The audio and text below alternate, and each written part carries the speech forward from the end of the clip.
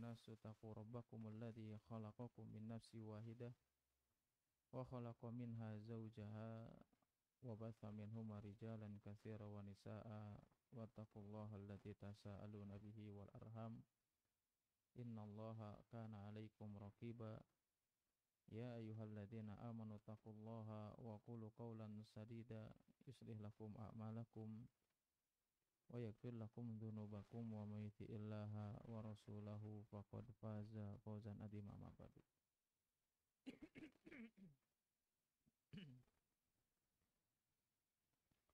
Alhamdulillah, segala puji hanya milik Allah Subhanahu wa taala. Kita memohon berlindung serta bertobat kepadanya, dan kita bersaksi bahwasanya tidak ada Tuhan yang berhak disembah kecuali Allah Subhanahu wa taala. Salawat dan salam tidak lupa senantiasa kita curahkan kepada Nabi kita Nabi Muhammad SAW beserta keluarganya, sahabatnya, tabi'in, tabi'ut tabi'in, dan kepada para pengikutnya yang senantiasa istiqomah berpegang teguh di atas sunnahnya Nabi Muhammad SAW hingga akhir zaman. Alhamdulillah, atas izin Allah Subhanahu wa taala pada hari ini kita bisa bertemu kembali ya di kajian tentang kitab Riyadhus Shalihin. Pada kesempatan kali ini kita akan membahas tentang bab tafakur ya, atau memikirkan tentang makhluk-makhluk ciptaan Allah Subhanahu wa taala, atau mentadaburi hal-hal yang berkaitan dengan keagungan Allah Subhanahu wa taala. Tapi memang ya dalam kitab yang ini tidak tertulis ya. Tidak tertulis tentang bab tentang tafakur. Tapi kalau dalam kitab yang besarnya gitu ya, cetakan yang besarnya kan ini ibaratnya di mukhtasar, ini ringkasannya ya. Kalau di kitab besarnya ada. Jadi bab tentang tafakur ya, memikirkan tentang keagungan Allah Subhanahu wa taala, meskipun memang ya ada hubungan antara bab yang kita bahas hari ini dengan bab selanjutnya. Ya, kalau bab selanjutnya di sini ada langsung di sini dikatakan bab 9 bersegera mengerjakan kebaikan. Ya, di sini bab mengerjakan atau bersegera mengerjakan kebaikan, tapi sebelumnya yaitu Allah alam apakah terlewat atau mungkin karena diringkas ya, sehingga di sini tidak terdapat tentang bab tentang tafakur, tentang tadabur, tentang keagungan Allah Subhanahu wa taala. Yang jelas masih ada hubungannya.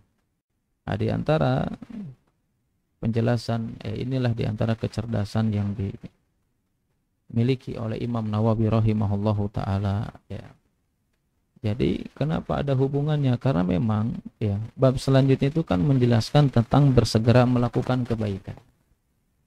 Seseorang tidak akan memiliki semangat untuk bersegera melakukan kebaikan keagungan Allah Subhanahu wa taala. Dan mengetahui keagungan Allah Subhanahu wa taala jelas dengan tafakur. Makanya di sini ayat yang pertama kali yang dijelaskan oleh mu'alif rahimahullah taala yaitu adalah surat As-Saba atau surat Saba ya. Ayat 46, bahwasanya Allah Subhanahu wa taala berfirman, "Inna ma'idukum biwahidatin an taqumu lillahi masna wa furada tsumma tatafakkaru." Bahwasanya Allah Subhanahu wa taala berfirman, "Inna ma'idukum biwahidatin." Sesungguhnya aku memperingatkan kepada kalian atau kepadamu satu hal saja.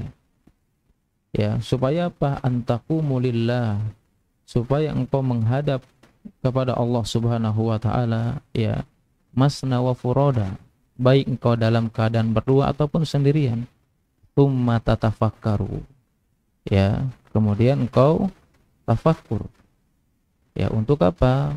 Untuk mengingat Allah Subhanahu wa taala, untuk mengingat tentang keagungan Allah Subhanahu wa taala. Bahkan Allah Subhanahu wa taala berfirman dalam salah satu firman-Nya, wala takunu kalladzina nasallaha fa ansahum anfusahum fa ulaika humul fasiqun. Nah, dalam ayat ini Allah Subhanahu wa taala berfirman, wala takunu kalladzina nasallaha fa ansahum anfusahum.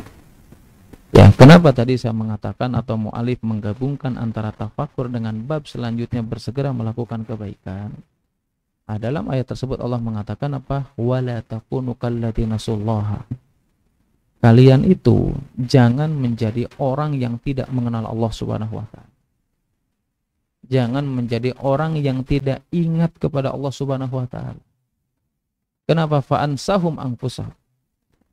Kalau seandainya kalian nggak mengenal Allah Subhanahu wa taala, kata Allah Subhanahu wa taala, Allah juga akan melupakan kalian. Ya, melupakan di sini maksudnya bukan Allah memiliki sifat lupa, bukan. Tetapi apa? Kalau kita nggak bisa mengenal Allah Subhanahu wa taala, dengan melihat keagungan Allah Subhanahu wa taala, Allah akan menjadikan kita lupa. Kita tidak pernah mengetahui tujuan hidup kita itu. Mengenal Allah Subhanahu wa taala, kita tidak tafakur tentang keagungan Allah Subhanahu wa taala, menjadikan apa? Kita nggak pernah tahu kewajiban apa yang harus kita lakukan, keburukan apa yang harus kita tinggalkan. Nah, kalau itu ada muncul pada diri kita masing-masing, kayaknya ini hidup ini nggak punya arah gitu. Ya, nggak tahu kewajiban apa saja sih yang diwajibkan, keharaman apa sih yang harus ditinggalkan, keburukan apa yang harus ditinggalkan. Kalau kita nggak pernah tahu tentang hal tersebut, berarti apa? Menunjukkan kita kurangnya tafakur tentang Allah Subhanahu wa taala. Sehingga apa? Kita tidak memiliki semangat untuk beribadah kepada Allah Subhanahu wa taala. Karena kalau orang mereka tafakur, berpikir, merenungkan, tadabur tentang makhluk-makhluk ciptaan Allah Subhanahu wa taala, mereka akan memiliki semangat, bahkan mereka akan merasakan ketakutan. Bahkan mereka akan lapang dada terhadap apa? Terhadap apapun yang diperintahkan oleh Allah Subhanahu wa taala, dan mereka lapang dada ketika harus meninggalkan sesuatu yang diharamkan oleh Allah Subhanahu wa taala. Ya, kembali lagi berarti kalau kita nggak merasa senang gitu ya, bahkan mungkin kita belum bisa menerima kewajiban yang diperintahkan oleh Allah. Kadang jiwa ini menolak untuk meninggalkan larangan Allah Subhanahu wa taala dengan sebab apapun itu. Kalau kita merujuk kepada hadis ayat tadi, berarti menunjukkan kita kurangnya mengenal Allah Subhanahu wa taala. Kurangnya tafakur, kurangnya tadabur terhadap ayat-ayat Allah Subhanahu wa taala. Baik ayat kauniyah ataupun ayat syariah. Baik kebesaran Allah yang dijelaskan dalam Al-Qur'an dan sunnah Nabi sallallahu alaihi wasallam. Atau mungkin karena kurangnya kita mengenal Allah, mentadaburinya dengan ayat-ayat makhluk yang Allah ciptakan yang ada di muka bumi ini. Apakahnya apa? Nah, kalau kenal dengan itu, maka kita masuk ke bab selanjutnya. Kita akan bersegera melakukan kebaikan itu. Ya, kita malas beribadah, nggak pernah lapang dada dengan kewajiban, nggak pernah lapang dada dengan hak dan kewajiban yang dijelaskan dalam syariat Islam. Itu menunjukkan kurang tadabbur, kurang tafakur melihat keagungan Allah Subhanahu wa taala. Makanya dijelaskan oleh Mujahid bin Jabr rahimahullah radhiyallahu taala anhu. Beliau menjelaskan kepada kita semuanya, para salaf terdahulu, karena mereka mengenal Allah Subhanahu wa taala dengan baik, ketika mereka mengerjakan sholat, mereka tidak ada yang masuk ke dalam hatinya urusan dunia. Ya, ketika dia mengenal Allah Subhanahu wa taala dengan baik, tafakkur, faham, mengenal Allah Subhanahu wa taala dengan baik apa? Ketika mereka sholat, mereka tidak ada yang bisa mengganggu ketika dalam urusan sholatnya. Artinya apa? Nggak pernah memainkan kerikil dalam ayat, dalam perkataannya seperti itu. Artinya apa? Tidak disibukkan dengan hal-hal lain. Nah, kita kadang ya dalam sholat dua-duanya ada. Kita tersibukkan dengan gerakan lain, terserahlah itu apapun, mainin kancing lah, mainin jam tangan lah gitu kan, mainin jenggotnya misalkan, pecinya gitu. Udah gitu apa? Masuk perkara-perkara dunia. Kapan? Ketika kita mengerjakan sholat. Nah, makanya kata Mujahid bin Jabr, orang yang betul-betul para salaf terdahulu, yang mereka betul-betul mengenal Allah Subhanahu wa taala, mereka tidak menyibukkan dirinya dengan kesibukan yang lain dalam sholatnya. Bahkan tidak sedikit pun masuk perkara dunia ketika dia mengerjakan sholat. Kenapa? Karena dia senantiasa tafakur, tentang ayat-ayat Allah Subhanahu wa taala. Tafakkur dengan nama-nama Allah Subhanahu wa taala. Makanya Allah Subhanahu wa taala ya mencela ya orang-orang ya yang mereka itu tidak pernah tadabbur. Allah Subhanahu wa taala mencela terhadap orang-orang yang tidak pernah tafakur terhadap makhluk yang Allah ciptakan, terhadap keagungan atau ayat-ayat yang dijelaskan baik dalam Al-Quran dan Sunnah Nabi Sallallahu Alaihi Wasallam. Ya, makanya Allah Subhanahu Wa Taala mencela mereka. Bahkan Sa'id bin Jubair, ya, bahkan ada namanya ulama Hasan Siddiq Khan, ya, beliau menjelaskan atau ulama-ulama lain juga menjelaskan kenapa para salaf terdahulu itu memiliki semangat dalam beribadah kepada Allah Subhanahu wa taala, karena mereka mengenal Allah Subhanahu wa taala dengan baik, bahkan apa? Menghindarkan dirinya dari hal-hal untuk menyandarkan kepada Allah Subhanahu wa taala dari sesuatu hal yang menunjukkan itu bukan hak Allah Subhanahu wa taala. Kenapa? Karena pentingnya. Ya, bahkan dalam ayat selanjutnya di sini dinukilkan oleh Imam Nawawi rahimahullahu taala, yaitu adalah surat Al-Imran ayat 190 dan 191, bahwasanya Allah Subhanahu wa taala berfirman, "Inna fi khalqis samawati wal ardi wa ikhtilafil laili wan nahari laayatin liulil albab." Ya, sesungguhnya inna fi khalqis samawati wal ard, sesungguhnya di dalam penciptaan langit dan bumi, wa ikhtilafil laili wan nahar, bergantinya malam dan siang, laayatin liulil albab, di dalamnya ada tanda-tanda kebesaran Allah, dan itu akan kita temukan bagi siapa? Ulil albab, orang yang memiliki akal sehat, orang yang senantiasa mentadaburi, orang yang senantiasa tafakur terhadap keagungan Allah Subhanahu wa taala. Ulil albab, orang yang memiliki akal sehat, yang berakal. Bahkan apa?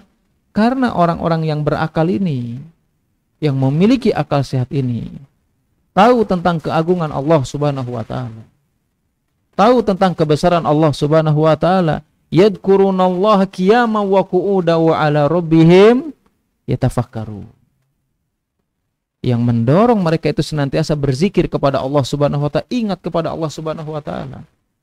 Kapan ingatnya?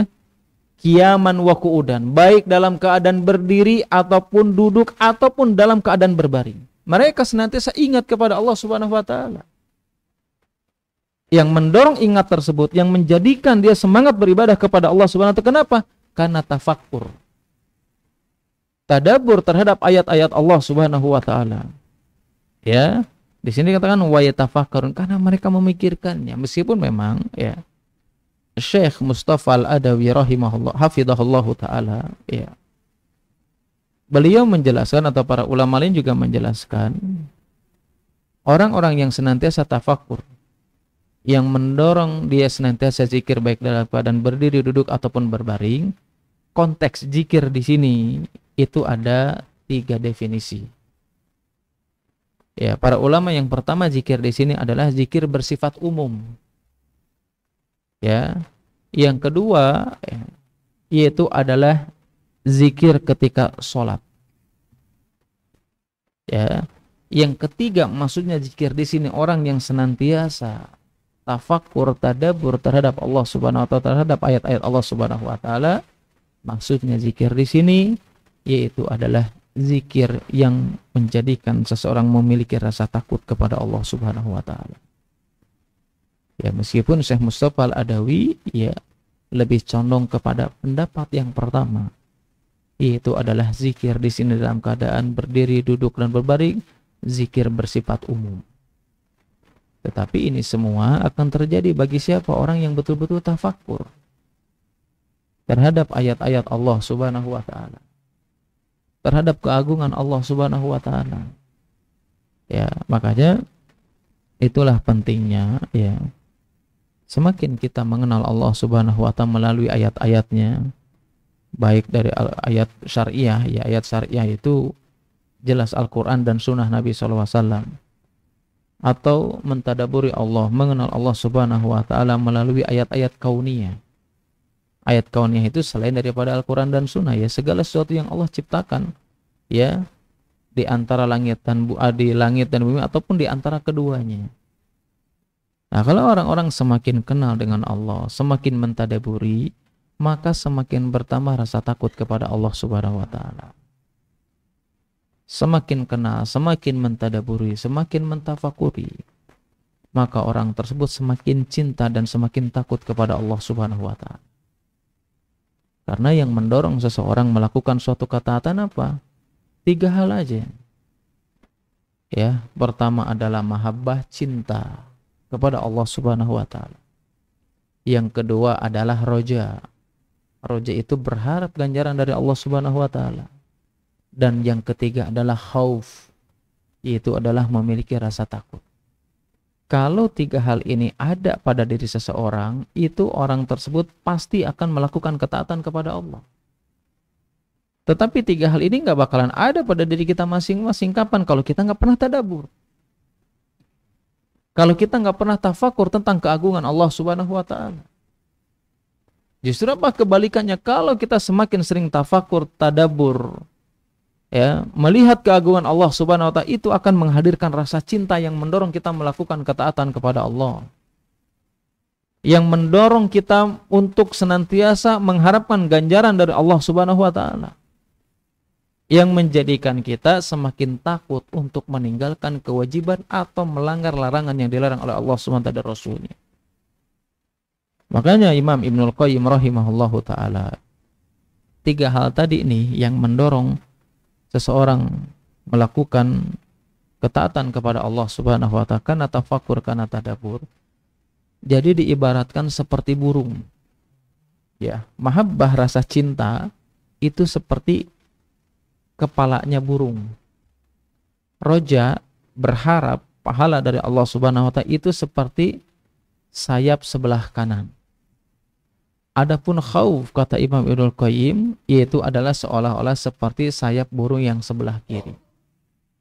Artinya, kalau seandainya burung nggak memiliki kepala, meskipun kita mengharapkan pahala, meskipun kita mengharapkan dihindarkan dari nerakanya Allah Subhanahu wa taala, punya sayap kanan kiri tapi nggak memiliki kepala, apakah bisa terbang? Nggak mungkin bisa. Sama dengan ibadah yang kita lakukan, kalau kita nggak memiliki kecintaan kepada Allah dan Rasulnya, nggak ada yang mendorong kita melakukan ketaatan. Ya, sama dengan halnya ketika kita melakukan suatu amalan, penting mah ibadah gitu, nggak mengharapkan pahala, itu nggak bakalan terjadi.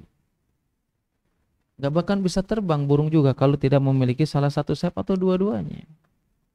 Makanya semuanya itu adalah kuncinya ketika seseorang tadabbur, bertafakur, mengenal Allah Subhanahu wa taala, maka disitulah Allah memberikan kemudahan kepada kita tentang kewajiban apa yang harus kita lakukan, larangan mana yang harus kita tinggalkan. Makanya tadi dikatakan apa? Wala takunu kalladzina nasullaha fa ansahum anfusakum. Jangan kalian ini tidak mengenal Allah Subhanahu wa taala. Fa ansahum anfusakum, Allah akan melupakan kalian. Artinya apa? Kita tidak pernah mengetahui kesempatan kebaikan mana yang harus kita lakukan. Ini untuk pelajaran untuk kita masing-masing. Apalagi kita di bulan Ramadan. Nah, kita sudah berapa? Sudah seminggu ada ya? Seminggu. Belum kan ada yang sudah 10 apa 11? Ya. Kalau 10 itu salah satu tarikot ya. Sudah puasanya duluan sudah itu. Tapi rambutnya harus gondrong. Ya, itu kita diberikan kesempatan nih. Apalagi Allah Subhanahu wa taala melalui lisan Rasulullah SAW menjelaskan. Ya, di antara hadis yang sering kita dengar kalau sudah Ramadan atau ketika masuk Ramadan, Nabi SAW bersabda apa?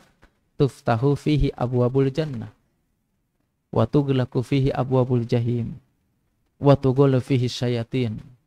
Kalau Ramadan datang, pintu-pintu surga dibuka, pintu-pintu neraka ditutup, setan dibelenggu. Kata Syekhul Islam Ibnu Taimiyah rahimahullah taala dalam kitab Majmu' al-Fatawa, beliau menjelaskan maksudnya ya, atau di antara pengertian pintu surga Allah Subhanahu wa taala dibuka selebar-lebarnya, maksudnya adalah Allah Subhanahu wa taala memberikan kemudahan kepada siapapun untuk melakukan berbagai ketaatan di bulan Ramadan ini.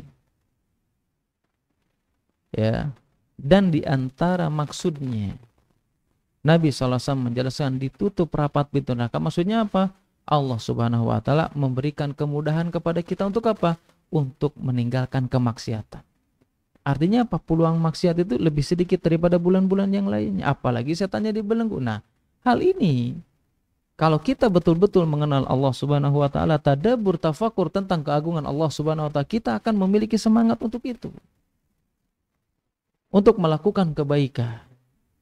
Semangat untuk meninggalkan kemaksiatan. Semangat untuk meninggalkan hal-hal yang dibenci oleh Allah Subhanahu wa taala dan Rasulnya.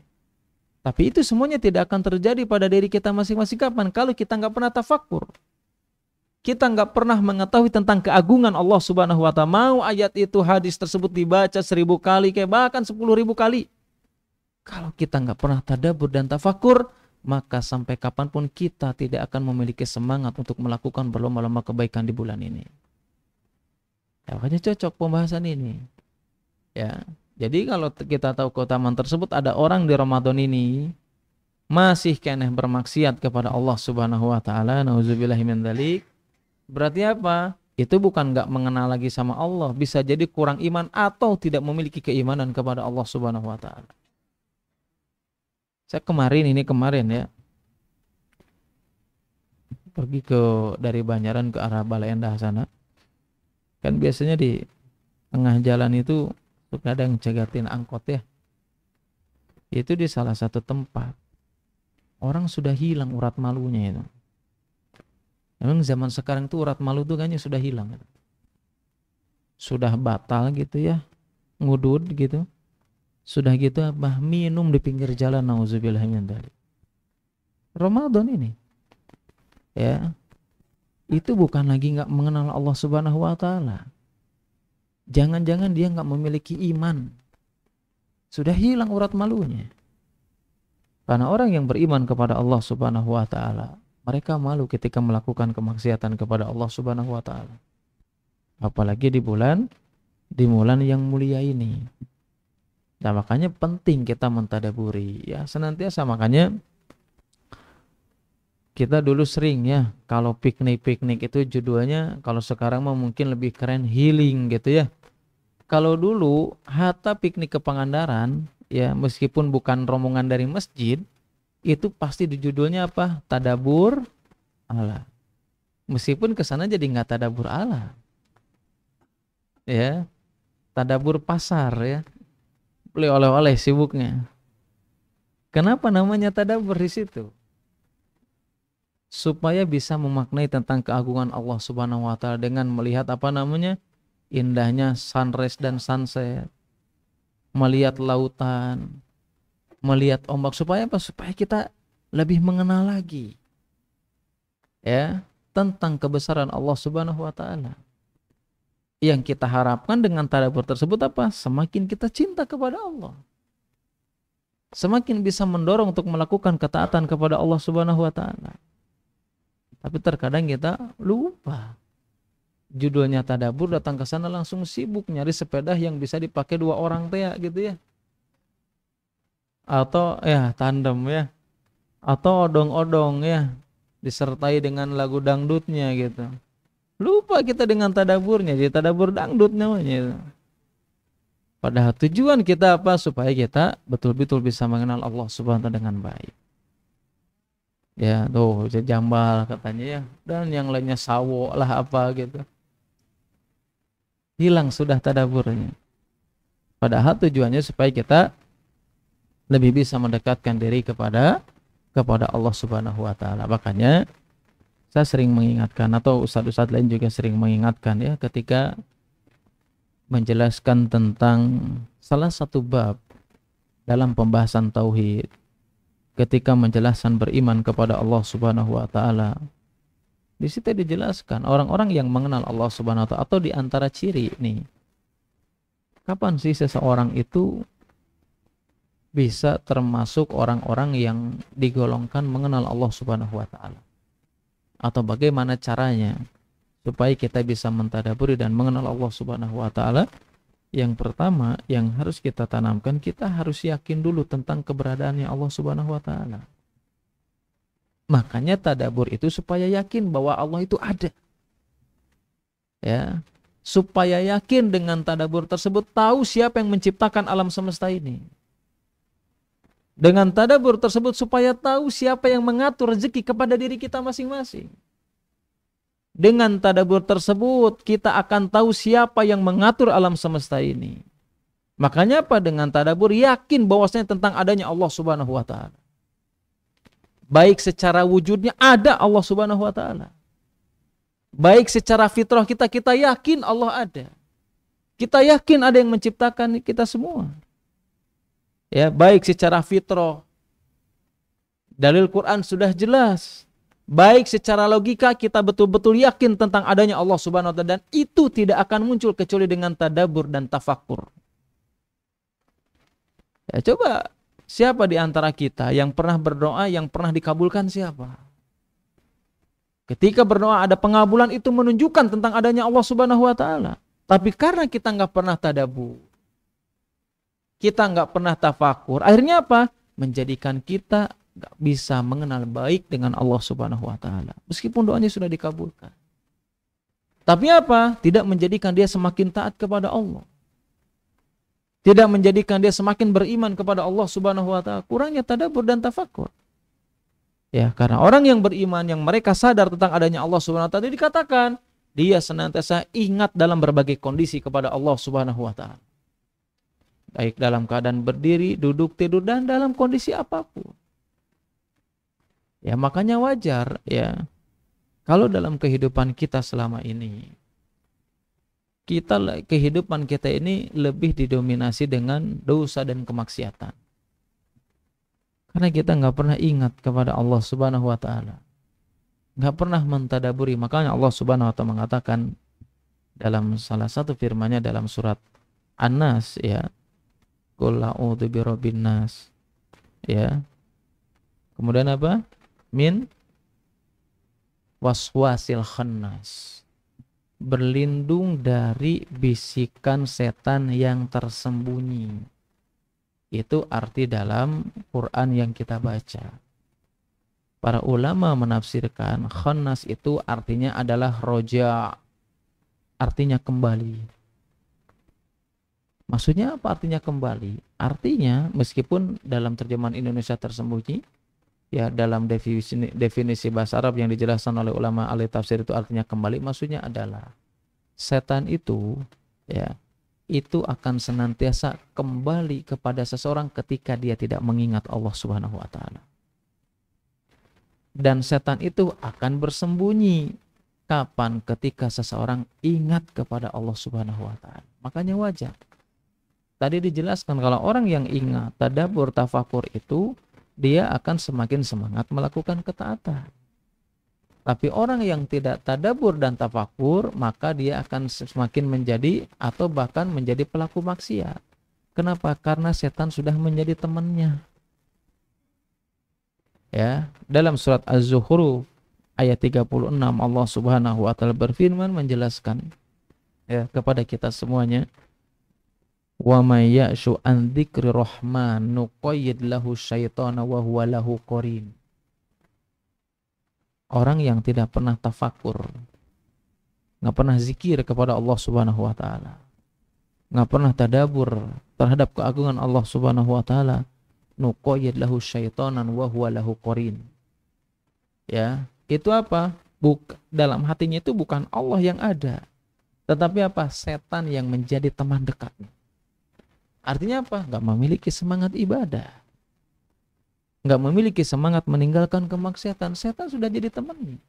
Allah yang mengatakan itu siapa? Orang yang pernah zikir, nggak pernah tadabbur, nggak pernah tafakur tentang keagungan Allah Subhanahu wa taala. Ya kalau setan sudah jadi teman ya kita tahu setan nggak pernah ngajak kepada kebaikan. Ya pasti senantiasa melakukan kemaksiatan kepada Allah Subhanahu wa taala. Kemudian di antara ayat yang lainnya yang dijelaskan oleh mu'allif rahimahullah ta'ala yang dinukilkan dalam bab ini ya tentang tafakur, yaitu adalah firman Allah Subhanahu wa taala dalam surat Al-Ghasyiyah ayat 17 sampai 21. Allah Subhanahu wa taala berfirman, afala yanzuruna ilal ibili kayfa khuliqat wa ilas samai kayfa rufi'at wa ilal jibali kayfa nusibat wa ilal ardi kayfa sutihat fadzakir innama anta mudzakir. Kata Allah Subhanahu wa taala, kalian itu kenapa enggak mengagungkan, enggak pernah tafakkur, tadabbur terhadap Allah Subhanahu wa taala atau terhadap keagungan Allah Subhanahu wa taala? Maka di sini dijawab, afala yanzuruna ilal ibili kaifa khuliqat. Apakah kamu enggak pernah gitu tadabbur melihat keagungan Allah Subhanahu wa taala dengan apa? Bagaimana caranya Allah Subhanahu wa taala menciptakan unta? Kenapa di sini dicontohkan unta gitu, enggak sapi gitu, enggak kambing, kenapa? Ada yang pernah tahu? Yang tahu mudah-mudahan dapat THR-nya banyak ya.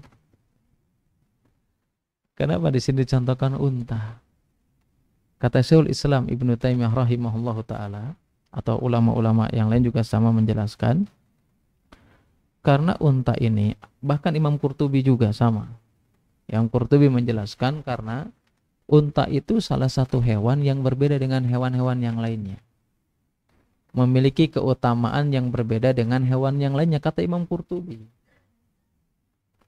Bahkan kata Syekhul Islam, kenapa di sini dicontohkannya unta sebagai tanda untuk melihat keagungan Allah Subhanahu wa taala? Karena dalam diri unta tersebut ada 3 hal yang itu tidak dimiliki pada hewan yang lainnya.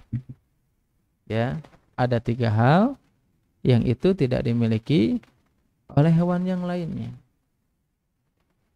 Hal yang pertama yang dijelaskan oleh Syekhul Islam Ibnu Taimiyah, karena unta ini ya adalah salah satu hewan yang dia bukan hanya sekedar bisa ditunggangi, tetapi hewan yang bisa membawa barang-barang atau mengangkut barang itu satu. Yang kedua yang dijelaskan oleh Syekhul Islam Ibnu Taimiyah rahimahullah taala, ya, karena unta ini ya di antara hewan yang bisa dimanfaatkan bukan hanya sekedar susu dan dagingnya, tapi apa? Air kencingnya. Apakah ada hewan lain yang memiliki keutamaan? Enggak ada, ya. Enggak ada. Yang kita tahu hanya unta saja, hadisnya jelas. Karena ada seseorang dari Urainah yang pergi ke kota Madinah, yang ketika itu kondisinya panas, sakit, enggak sanggup. Kemudian Nabi SAW memerintahkan untuk mendekati unta, mengambil susunya dan meminum air kencingnya. Oh iya, hadis Nabi SAW. Karena menurut secara penelitian ya memiliki beberapa manfaat untuk kesehatan. Nah itu yang dijelaskan oleh siapa? Oleh Syekhul Islam Ibnu Taimiyah. Apalagi kita tahu di antara perbedaan unta dengan hewan-hewan yang lainnya, unta ini memiliki kelopak mata yang itu tebus pandang. Ya, unta ini memiliki ya kelopak mata ini tuh ya, yang itu tembus pandang. Artinya meskipun di tengah padang pasir ada badai, ada apapun, dia masih tetap bisa melihat. Apakah itu bukan keagungan Allah Subhanahu wa taala? Bahkan di antara kelebihan unta nih ya, unta ini bakal tahu dengan jarak jauh di mana ada letaknya sumber air. Dan ini tidak dimiliki oleh hewan yang lain, makanya Allah memberikan contoh dengan unta. Bahkan di antara penjelasan para ulama, unta kalau sudah nemu tempat minum nih, tempat air minum, itu dalam 3 menit bisa meminum air sebanyak 130 liter. Dalam 3 menit. Ya, bahkan unta tersebut bisa apa? Bisa minum air tawar ataupun air laut. Apakah ada hewan lain? Dan ini keagungan Allah Subhanahu wa taala. Kenapa kita nggak pernah berpikir? Yang lebih uniknya lagi, ya, meskipun unta ini memiliki tubuh yang besar kuat, tetapi dia hewan jinak. Ya, makanya kalau orang yang memiliki unta baik, unta juga bakal baik. Tapi kalau pemiliknya ini dolim misalkan gitu ya, galak dan yang lainnya, unta ini memiliki sifat pendendam. Ya, jadi kalau ada orang dendam seperti ini memiliki sifat mendendam. Bahkan coba bayangkan, di antara kenapa Allah Subhanahu wa taala supaya kita tadabbur, tafakur, ingat dengan keagungan Allah Subhanahu wa taala. Para ulama menjelaskan bahwasanya unta ini ya, dia kalau sudah berjalan, dia sudah bisa tahan nggak makan minum selama 8 hari. Sebagian ulama selama 2 pekan. Coba bayangkan. Hikmahnya apa? Dia ada di apa ini? Punuknya atau punduknya. Makanya Allah Subhanahu wa taala memerintahkan apa? Apalah yang turuna ilal ibili kaifa khuliqat. Kamu nggak pernah gitu melihat keagungan Allah Subhanahu wa taala dengan satu unta aja. Itu memiliki keagungan yang menunjukkan siapa yang menciptakannya. Betapa hebatnya yang menciptakan unta yang selama ini kita kenal. Ya, bahkan Allah Subhanahu wa taala menjadikan unta ini, ya dalam ayat ini kenapa dicontohkan unta? Allah menjadikan unta ini memiliki kulit atau bulu yang tebal yang itu bisa bertahan baik dalam keadaan panas ataupun dingin. Bahkan di antara kebesaran Allah Subhanahu wa taala, ketika memberikan contoh unta itu disetting oleh Allah Subhanahu wa taala memiliki postur yang tinggi. Kenapa? Para ulama menjelaskan supaya tidak langsung merasakan panasnya padang pasir.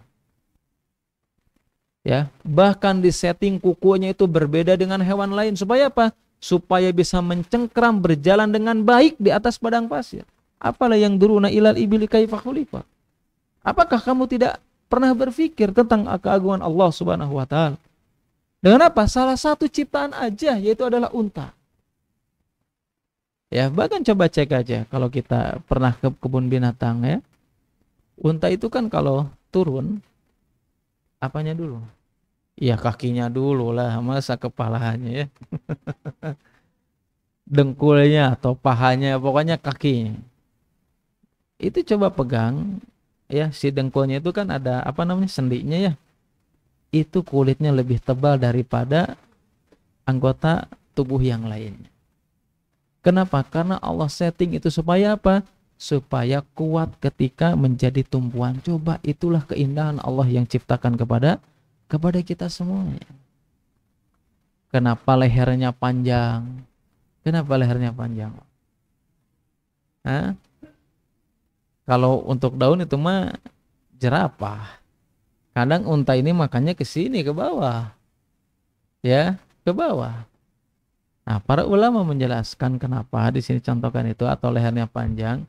Karena kalau berat, ya, kalau berat bawa barang sudah jongkok itu, biasanya yang menjadi topangannya itu menggunakan lehernya.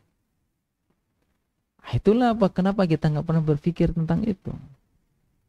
Apalagi di sini katakan apa? Afala yang duruna ilal ibili kaifa khuliqat wa ilas sama'i kaifa rufi'at. Kita nggak pernah berpikir gimana gitu bisa langit ini ditinggikan, gimana kita nggak pernah berpikir. Nah, kita lihat Masjid Al-Jabar yang begitu indah saja ya, meskipun saya belum pernah ke sana, cuman lihat di medsos juga, Masya Allah indah banget gitu ya. Tapi kita nggak pernah gitu memandang langit bagaimana ini ditinggikan. Awan-awan apalagi kalau kita naik pesawat ya indah banget. Kita nggak pernah berpikir itu, padahal kalau kita berpikir tentang itu diantara tanda atau cara kita mengagungkan Allah Subhanahu wa taala. Ya, wa ilal jibali kaifa nusibat. Apakah kita nggak pernah berpikir bagaimana gunung-gunung ini bisa berdiri kokoh? Wa ilal ardi kaifa sutihat. Apakah kalian tidak pernah berpikir tadabbur tafakur bagaimana Allah Subhanahu wa taala menghamparkan bumi ini? Yang begitu luasnya, yang begitu indahnya.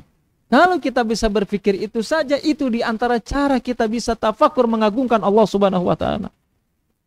Kita akan ingat siapa yang menciptakannya.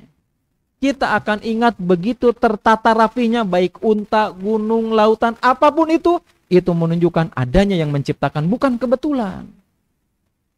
Ya makanya apa? Kayak tadi unta aja rapi kan dari kulitnya, kukunya diatur dari matanya dan yang lainnya. Bisa berjalan lama di padang pasir, Allah atur itu. Bukan kebetulan, tetapi ada yang mengaturnya, siapa? Allah Subhanahu wa ta'ala. Tapi kita nggak pernah berpikir tentang itu. Kita lebih memikir apa? Dunia. Sampai ke bawah sholat. Ya, makanya tadi dijelaskan bahwasanya Mujahid rahimahullah ta'ala mengatakan, orang yang tafakur, tadabbur, ingat kepada Allah Subhanahu wa ta'ala, maka tidak akan menjadikan, bahkan tidak akan memasukkan dunia ke dalam hatinya ketika dalam sholat. Ya, bahkan sebagian orang itu atau sebagian ulama itu mengatakan bukan hanya sekedar mengenal Allah.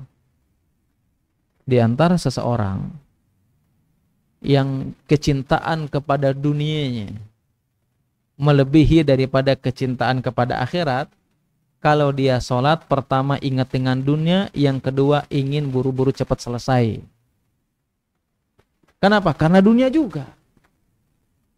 Ya, bukan nggak kenal lagi sama Allah, tapi apa? Lebih mengenal dunianya daripada akhirat atau Allah Subhanahu wa ta'ala. Ya, ini cuma 3 ayat aja ya. Ini penjelasan tentang tafakur ya, yang dijelaskan dalam kitab Riyadhus Shalihin ya, karangan Imam Nawawi rahimahullah ta'ala. Afwan, ada salah satu lagi diantaranya adalah surat Muhammad, bahwasanya Allah Subhanahu wa ta'ala berfirman, afalam yasiru fil ardi fayanduru. Allah Subhanahu wa ta'ala berfirman, afalam yasiru fil ardi fayanduru.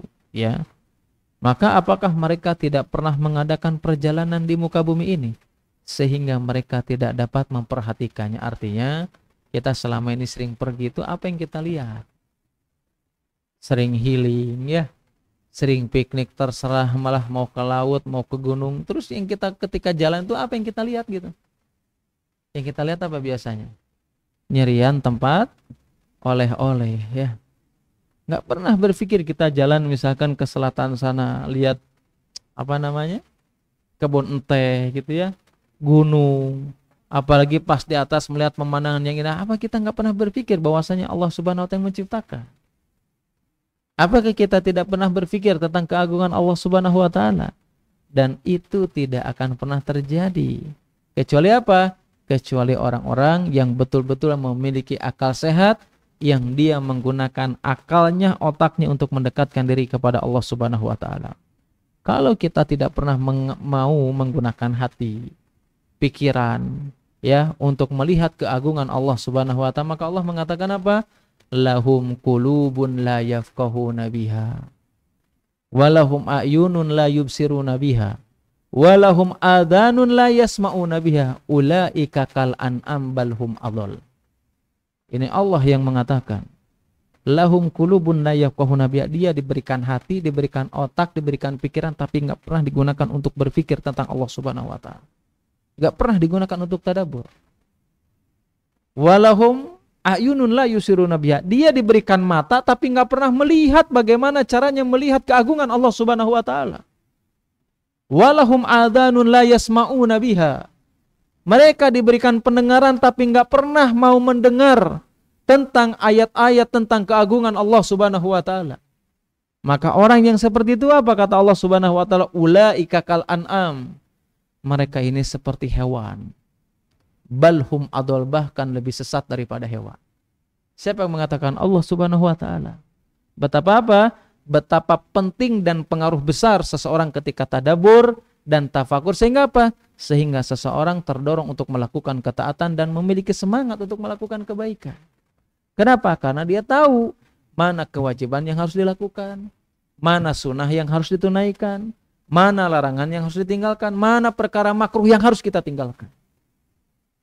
Kapan? Ketika mereka mengetahui tentang keagungan Allah Subhanahu wa ta'ala. Makanya dalam sebuah hadis, dalam sebuah riwayat dikatakan ya, atau diantara penjelasan para ulama, al-kayyisu mandana nafsahu, yaitu adalah orang yang cerdas, dana nafsahu, adalah orang yang senantiasa mengoreksi dirinya. Kita sudah tadabbur atau belum? Ya, makanya wajar kalau selama ini kita tidak pernah merasakan ketenangan ya dalam ibadah kita.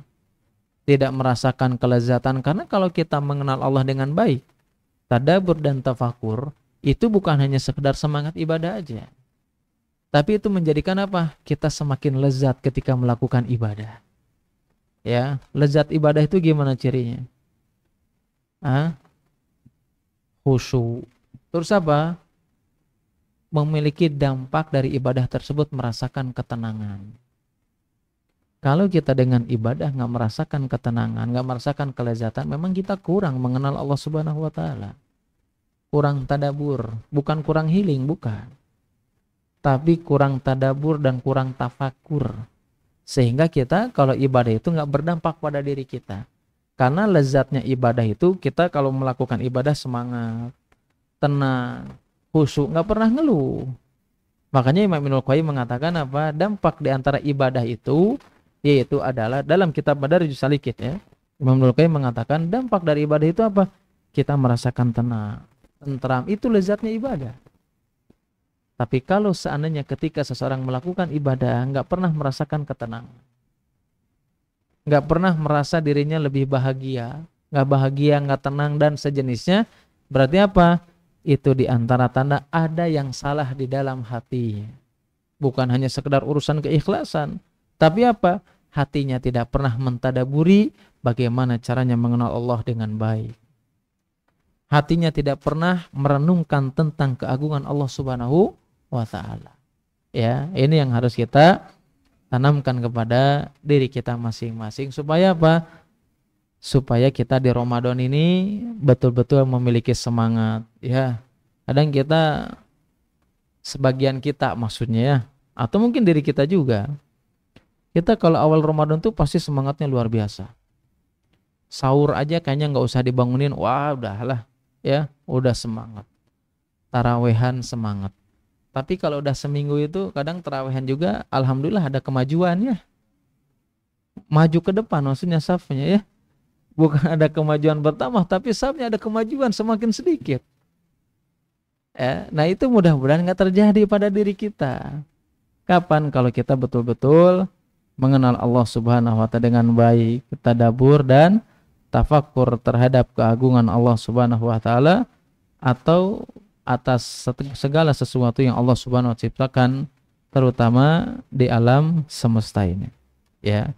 Adapun pembahasan selanjutnya ya tentang hadis berikutnya nggak cukup kayaknya ya, nggak cukup. Insya Allah di pertemuan selanjutnya insya Allah bab fil mubadarah ilal khairat wa hati man tawajjaha li khairin alal iqbal alaihi bil jiddi min ghairi taraddudin, yaitu adalah bab tentang mubadarati ilal khairat, yaitu adalah bab tentang bersegera melakukan kebaikan, wahati min tawajjah li khairin, yaitu adalah motivasi untuk menuju kepada kebaikan tersebut dengan bersungguh-sungguh tanpa ragu. Tapi sungguh-sungguh dan tak ada ragu, kembali ke bab yang kita bahas, kalau memang kita betul-betul tadabbur dan tafakur terhadap keagungan Allah Subhanahu wa Ta'ala. Wallahu a'lam bishawab. Ada yang mau ditanyakan dulu?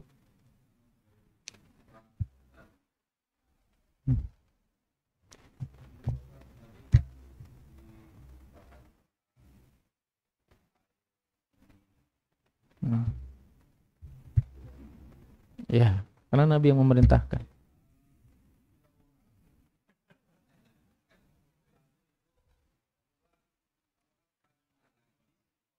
Oh enggak.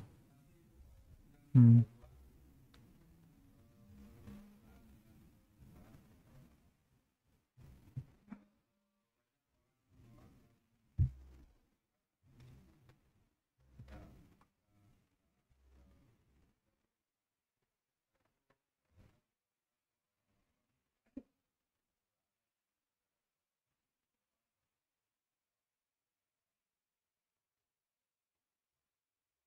Pertama ya, meminum susu atau kambing unta itu perintah Nabi SAW. Nabi yang lebih tahu tentang perkara tersebut. Kalau seandainya najis, Nabi tidak akan pernah memerintahkan kepada orang Urainah tersebut. Ya, tapi kan Nabi nggak memerintahkan minum air kencing yang lainnya. Ya, tapi hanya unta. Ya, itu yang dijelaskan Nabi SAW. Kalau yang kedua ditanya apakah apa tadi teh, bau gitu dan yang buah hasil atau enggak? Kalau nanya ke saya belum pernah masalahnya. Tapi kalau susu yang langsung diperas gitu dari unta, wow kita sering dulu ya. Dulu di Yaman itu kalau Jumat pagi, karena kita punya kenalan orang-orang Baduy itu yang punya unta banyak, itu kalau memuliakan mereka itu dibawa ke kebunnya, diperas tuh langsung, susunya langsung diminum itu. Kita orang yang nggak biasa bu perengus kan, tapi gimana ngehargain kan? Udah gitu satu mangkok kan mau nggak mau diminum, nah itu ada baunya, aduh gitu kan. Besoknya nggak main lagi ke situ kan, takut dikasih susu. Tapi kalau air kencingnya Allah alam bisawab. Yang kedua ya, gimana tentang orang ateis? Ya salah satunya faktornya, jangankan orang ateis, kita aja seorang muslim, kalau kita nggak pernah tadabur, nggak pernah tafakur, kita ini merasa jauh dengan Allah Subhanahu wa taala. Apalagi orang kafir yang tidak pernah mau sedikit aja mau mikir gitu ya tentang keagungan Allah Subhanahu wa taala.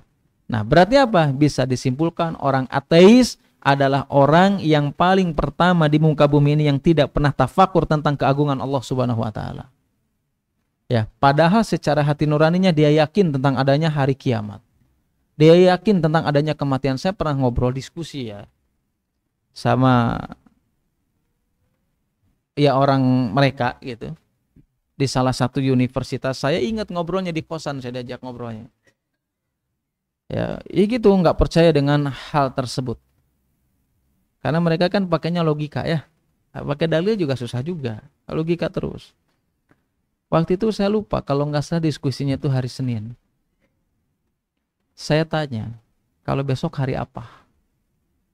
Hari Selasa. Kata siapa besok Selasa? Saya bilang. Kata siapa Selasa? Ya kan sekarang hari Senin. Kata siapa besok Selasa? Emang besok Selasa kata. Berarti ente meyakini tentang adanya hari esok, saya bilang. Ketika saya diskusi, itu lagi rame-ramenya perang di Gaza. Ingat saya, ketika itu saya baca koran Tempo. Saya tanya, udah gini aja, saya bilang. Saya juga nggak punya duit juga sebetulnya. Ente kalau mau, nanti kita carikan dana mau ngeperang di Palestina, saya bilang. Kalau ente ngaku sebagai seorang muslim. Dia ngapain perang ke sana, cari mati dan yang lain. Kenapa? Ente takut mati, saya bilang. Kenapa ente takut mati? Ya pokoknya mah nggak mau. Berarti kalau ente takut mati, berarti ada yang engkau khawatirkan di esok hari ketika engkau mati. Berarti apa? Meyakini tentang adanya hari hisab. Secara fitrah mereka itu tahu tentang adanya Allah Subhanahu wa taala. Secara fitrah mereka tahu tentang adanya hari kiamat, tentang adanya Allah Subhanahu wa taala. Tapi kenapa? Karena kesombongan alias apa? Karena pemikirannya yang tidak mau tunduk terhadap keagungan Allah Subhanahu wa taala. Ya, sehingga apa? Sehingga ya nggak mau menolak tentang atau menolak tentang adanya Allah Subhanahu wa taala. Berarti apa? Orang yang seperti itu menyelisih fitrahnya. Kalau orang yang menyelisih fitrahnya berarti gimana? Kita fitrah kita ini sehat kan? Kalau menyelisih fitrah yang sehat berarti apa? Sakit namanya. Ya. Itu yang harus kita pahami. Adapun kondisinya sekarang mereka, wallah alam bisawab, yang jelas mereka itu di antara orang yang nggak pernah mentadaburi, ya bahkan tidak pernah tafakur tentang keagungan Allah Subhanahu wa taala. Tanya aja mereka, takut nggak kalau besok nggak makan gitu? Takut itu. Ya, berarti meyakini bahwasanya tentang ada hari esok, ada kematian, ada hisab dan yang lainnya. Mereka juga takut mati kok, ya kan? Makanya di antara mereka orang-orang ateis itu kan menciptakan persiapan gimana caranya kalau kiamat itu tetap apa? Tetap hidup dan yang lainnya. Kenapa? Takut dia. Ya, berarti apa? Ada yang ditakuti apa enggak? Secara fitrah tahu tentang adanya hari pembalasan. Itulah fitrah yang sehat. Wallahu a'lam bishawab ya. Kurang lebih seperti itu. Ada lagi, kalau nggak ada ya kita tutup. Ibu-ibu biasanya, ibu-ibu nggak ada. Kalau nggak ada ya dicukupkan sampai di sini ya. Oh, mau tanya Pak?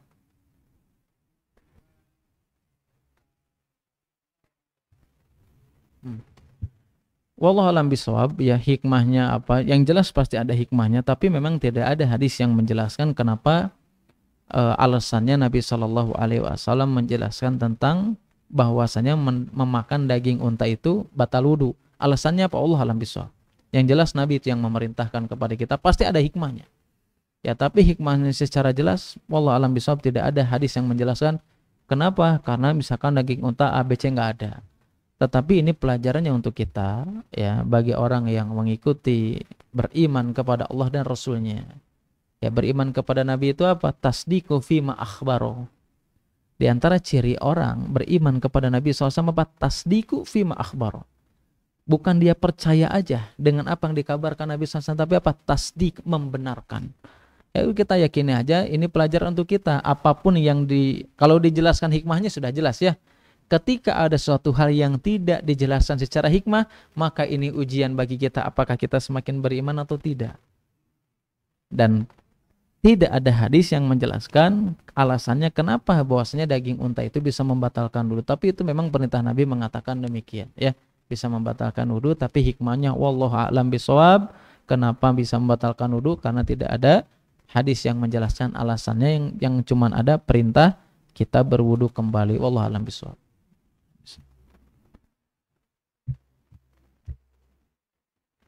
Cukup ya? Cukup ya. Suruk ya. Suruk apa tunduh, Pak? Suruk dan tunduh. Ini yang bisa disampaikan hari ini, mudah-mudahan bermanfaat khususnya bagi saya pribadi, umumnya bagi bapak-bapak dan ibu-ibu sekalian. Mudah-mudahan di pertemuan yang akan datang kita bisa bertemu kembali dan kita dalam keadaan sehat walafiat. Subhanakallahumma wa bihamdika asyhadu an la ilaha illa anta astaghfiruka wa atubu ilaik. Wassalamualaikum warahmatullahi wabarakatuh.